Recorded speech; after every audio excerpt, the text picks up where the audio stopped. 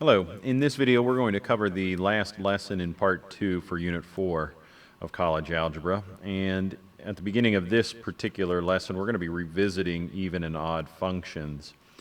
We had discussed this back in Unit 2 about how a function is described as even if we evaluate that function at the opposite of x, and that result ends up being the same as the function evaluated at the value x.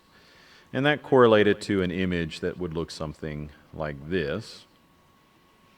And if you imagine some arbitrary x value, let's say that's placed here, then clearly its f of x value, its calculated result would be the y coordinate of this point here. Now if we were to take the opposite of x, which would be the same distance from the origin just to the left here, this position would be negative x, then the calculated result for f at negative x is the y coordinate here. And as it turns out, the y coordinate of these 2 points are exactly the same, so that's a visual representation of stating this mathematical requirement. F evaluated at the opposite of x is equal to f evaluated at x itself. In addition to noting this behavior here, we have said that there is reflection symmetry about the y-axis for all even functions.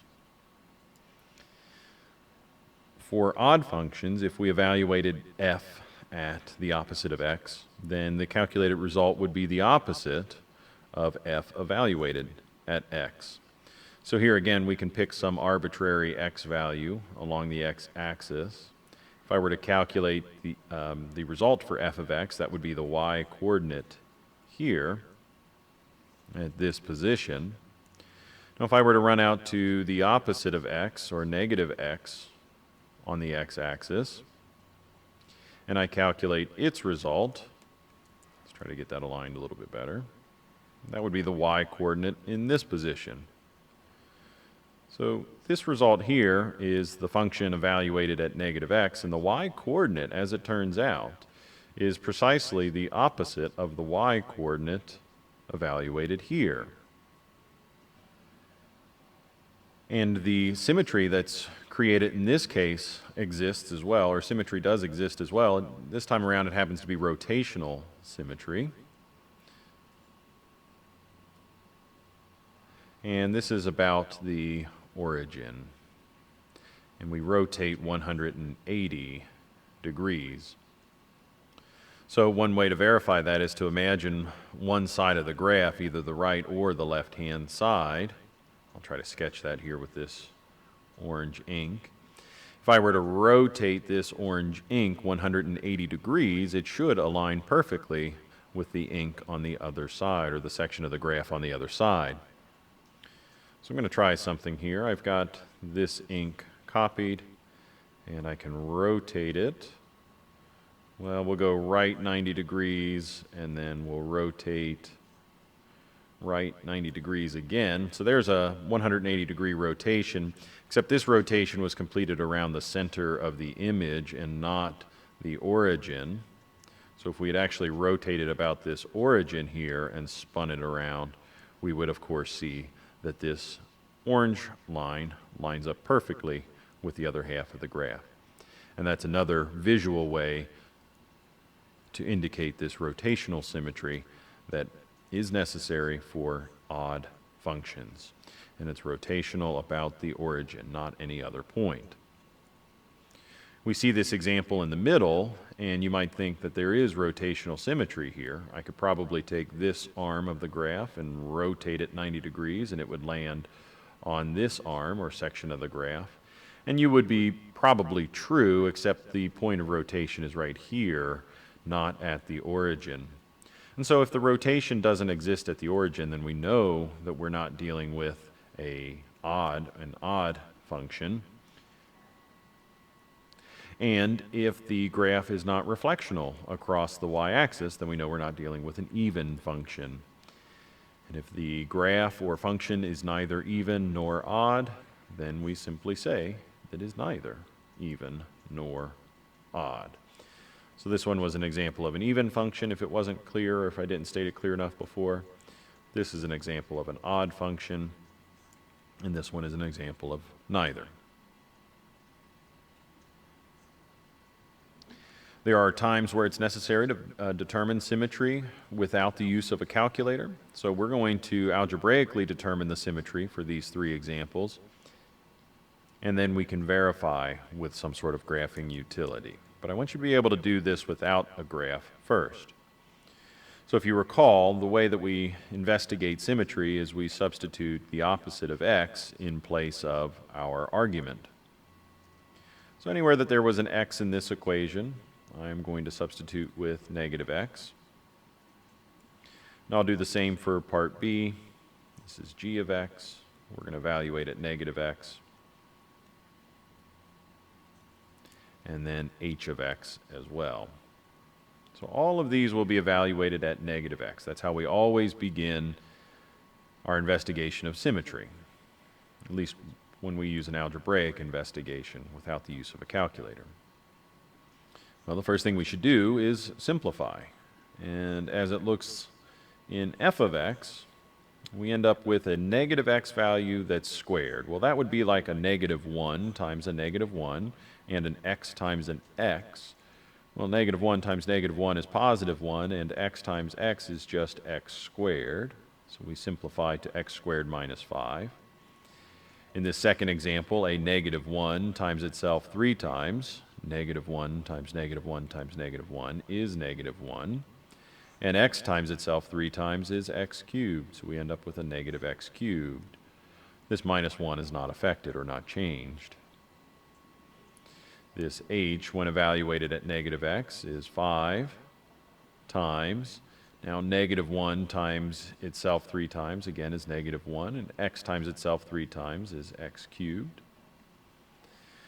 We're subtracting a negative x, so I'll change this to plus x. And while we're at it, I think we can combine this 5 times negative 1, since there's nothing else we can do to simplify the interior. This exponent is part of the variable x and not the entire group, so this allows us to multiply to simplify.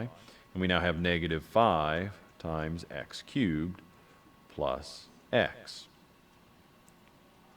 So at this point, after evaluating at negative x, the thing that we should check right now is this result for each one. How does this result compare to the original function? If this result at this point is exactly the same as the original function, as we see here in this example, x squared minus 5 is exactly the same as x squared minus 5, we will note that x squared minus 5 really is just f of x. And since f evaluated at negative x is equal to f at x itself, that's the definition for an even function, so we know that this function is even.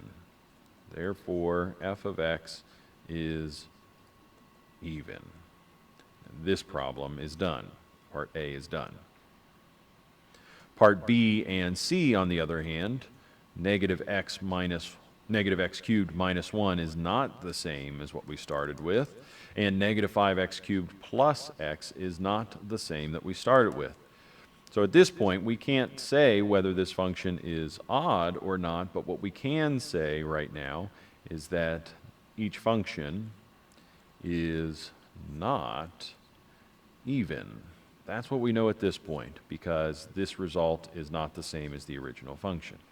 So I know that g of x is not even, and h of x is not even. So how do we determine if it's odd? Well, the check for odd is pretty straightforward. What we're going to do is we're going to take this g of negative x, or h of negative x, and we're going to factor out a negative 1. By factoring out a negative 1, we're essentially pulling a negative sign to the exterior. And we're going to investigate what's left behind after we factor this negative 1. Well, in this first term, when we divide by negative 1, we're left with x cubed. And when we divide the second term by negative 1, we're left with plus 1. In h of x, when we factor out a negative 1, or when we divide by negative 1, we end up with a positive 5x cubed and then a negative x. After each of these terms is divided by negative 1, those are the results. Now here again, we check our original function. Does the function that's left inside of our grouping symbol match the original function? In this case, no, it does not. So this test at this point is determining whether the function is odd, because we have essentially this negative symbol out front, a negative 1 times what we hope is the original function. And if I have that negative symbol in front of, or the negative symbol times the original function, if that's equal to the function evaluated at the negative x, or opposite of x, then we would have had an odd function. But we don't have that here. So this statement verifies that this function is not odd. And so if g of x is not even and it's not odd, we would finally say that g of x is neither even nor odd. In this last example, h of x, we're investigating the results that are left behind inside this grouping symbol, 5x cubed minus x. And we have 5x cubed minus x in this original form. So 5x cubed minus x really is just h of x. So what we're saying is that this piece turns into h of x. We're just replacing it based on the definition that was given to us here. Yet we still have this negative symbol, or negative 1, that's multiplying out front. Since h evaluated at negative x is equal to the opposite of h of x, this is our definition of what it means to be odd. We could say, therefore, that h of x, the original function, is indeed odd. So the process for verifying that is the same each time. We always substitute in the opposite of x. We verify or check to see if the function is first even, or if that doesn't work, then we check to see if the function is odd. If neither of those work, then we state that the function is neither even nor odd. On your own, you can confirm with a graphing utility, something like Desmos or the TI Inspire that you have installed on your computer, whether or not each of these graphs appear to be even or odd. So I would graph each of these three functions separately and take a look at them and see if they're graphs, if they visually represent even or odd functions. And the final activity that I wanted to share with you with regards to even and odd functions is your ability to recreate or at least predict the shape of even and odd functions. And hopefully this is pretty easy to you considering the practice we've had so far this year. In both sets of questions, 83A and 83B, 84A and 84B, I've got a graph of a function for all positive x values. So we know what the graph looks like on the positive side of the x-axis. And what I would like for you to do in part A is to sketch the rest of the graph to make it appear to be an even function. And in part B, I would suggest, or I would ask that you sketch the rest of the graph to make it look like an odd function. Well, we know that in 83, if this is going to be an even function, there's reflectional symmetry. And one of the easiest ways to make that happen or complete that sketch is to pick some key data points. And by key data points, I mean points that land nicely on a lattice point or a graph, or I should say a nice coordinate on the graph. And these look pretty good. So we've got the coordinate 0, 0 here. We've got the coordinate 1, 4. We've got the coordinate 2, 5, 3, 4, and 4, 0. All of these coordinates are pretty easy to identify. Other coordinates along the way could be interpreted, but they're not quite as obvious as these 5 here. And these 5 should be sufficient for our next sketch. If there is reflectional symmetry and we're reflecting or mirroring over this y-axis, then essentially the x values will change, the opposite of x will be used, and the y values will remain the same. Now, the opposite of 0 is just 0, so I think this data point's fine where it is. But the opposite of 1 is negative 1 with a y value of 4, so I'm going to place that point here. The opposite of 2 is negative 2. We retain the same y value and so on. And it is worth noting that the distance from the y-axis in either direction is precisely the same for each of these coordinates. This distance is the same as this one. This distance is the same as that one. We've got this reflectional symmetry happening. And since I've got those key data points, I'll take the time now to continue to sketch the rest of that graph. And that looks pretty decent here. It's smooth and continuous as best as I can do on the left-hand side, and this overall image does appear to follow the characteristics of an even function. For an odd function, on the other hand, I would still use the same key data points, but as we rotate about the origin, we end up having to change both coordinates. So 0, 0, 1, 4, 2, 5, the same coordinates exist. We can't get away with just changing the x-coordinate this time. We're going to have to change both. And so what was 0, 0, if we change this to negative 0 and negative 0, well, that just ends up in the same spot. Negative 0 doesn't help. But here we do have a nice benefit, negative 1 and negative 4. That's going to place that dot down here. Negative 2, negative 5, that's a little bit off the page, but right about here is where that would occur. Negative 3, negative 4. Again, we're reversing each of these coordinates, and negative 4, negative 0, or negative 4, 0 is placed in this last position.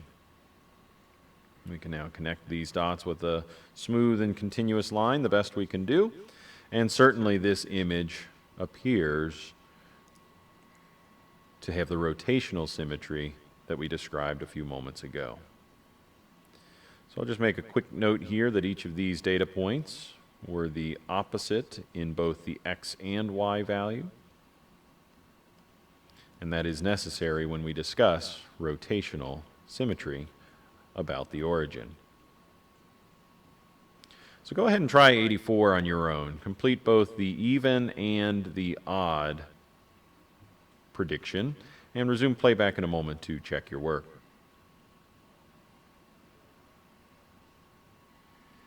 In order for this graph to appear even, we had to reflect each key data point across the y-axis by changing the x-coordinate. So I identified about 5 key data points again and reflected each one across the y-axis.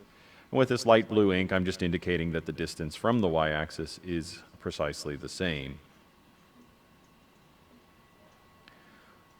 Now for our odd example,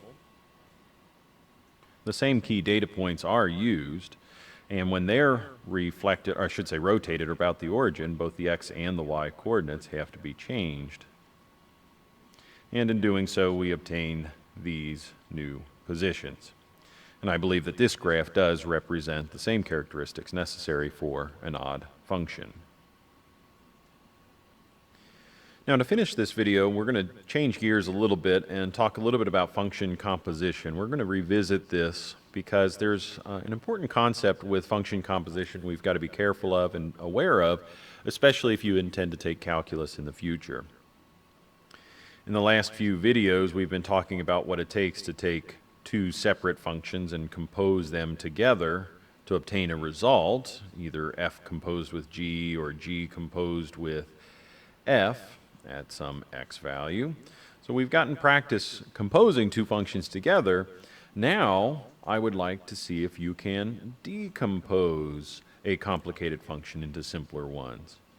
Now this is going to be necessary again in the world of calculus, because if you know anybody in calculus right now, if you ask them about the chain rule, for example, they'll say that in order to find the derivative of a complicated function, let's say this one's made up of a composition of two other functions, it would be much easier to identify what we would consider our inner and outer function in order to utilize this chain rule.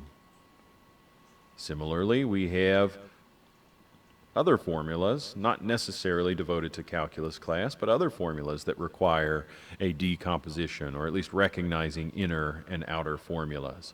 The distance formula, for example, has inner functions, this x2 minus x1 and y2 minus y1. We might consider those as functions. But those functions are then raised to the power of 2, and that's kind of like an outer function being applied to an inner function. And then again, we've got a third function on the outside, the exterior here, this square root symbol, and that too represents a third layer of functions. I think we'll come back to this one in just a moment. We'll talk about what its composition might look like when decomposed. So here in example number 49, I have a function that's labeled as capital F of x, and I would like to see if we can rewrite or reestablish f of x as a composition of two other functions.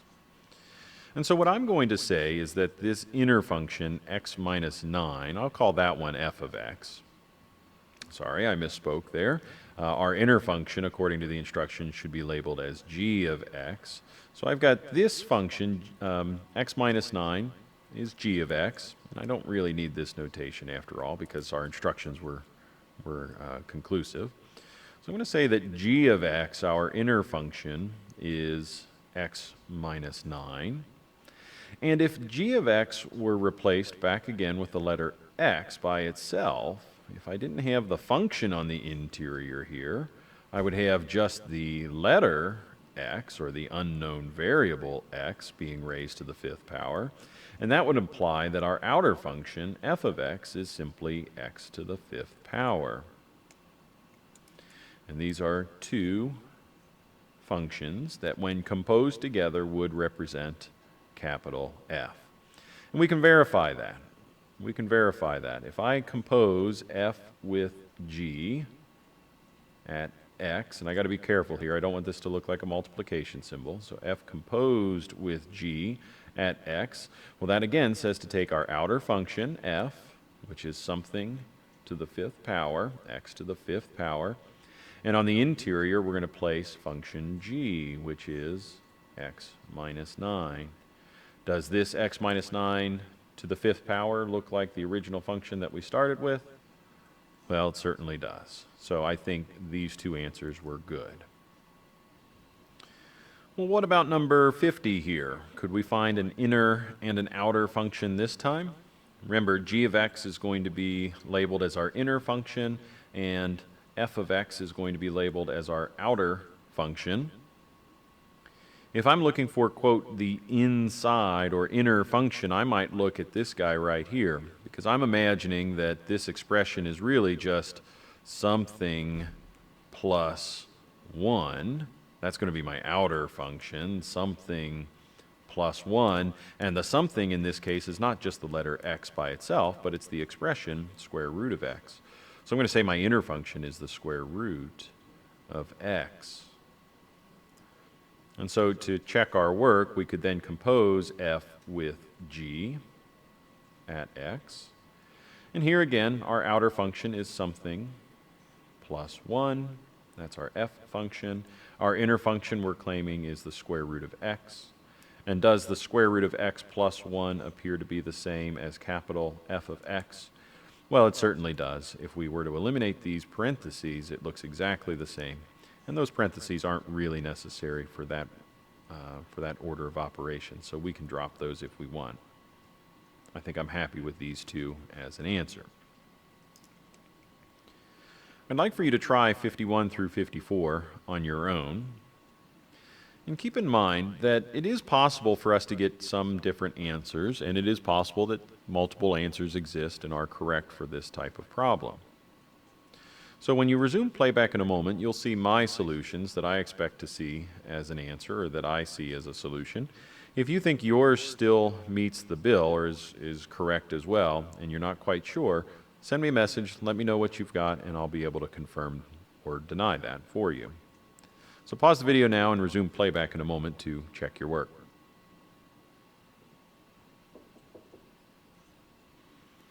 And so here are solutions that I think would make sense for 51 through 54. In each case, if I were to substitute this inner function, g of x, in place of the letter x on our outer function, then when composed, I would end up with the original function provided, in this case, capital G of x. Same thing would be true for this guy. If I took x plus 3 and replaced the letter x with that, I'd have 1 over x plus 3, our original function, and so on. This would be true for all cases. Now, a minute ago I said we want to avoid some solutions, and number 52 lends itself to one that we would call a trivial solution. What if I said that g of x was just equal to x, and what if I said that f of x was equal to 1 over x plus 3? Well, wouldn't it be true that when I substitute x in place of x, I would end up with capital G of x? Wouldn't capital G of x be the composition of those two? Well, certainly it would. We would have 1 over x plus 3, and that's what we started with. But generally speaking, if one of our functions, either the inner or the outer, contains just the letter x, we call this a trivial solution. Trivial meaning of little value or little importance. And so you're technically correct with this answer. This does meet the requirements. However, we will avoid trivial solutions. So on the test, you'll see instructions that tell you to avoid the trivial solution or report non-trivial solutions only. So just be aware of that. If any of your answers were trivial in that your inner or outer function contained just the letter x, please make sure that you understand that this form would be preferred in its place. Now, if you have non-trivial solutions that don't look like mine in red ink and you're not sure about them, again, please send me a message and let me know of your question, and I'll be able to verify for you. I think that's a pretty good place to stop for this video. So if you have any further questions, please let me know. Otherwise, thanks for watching.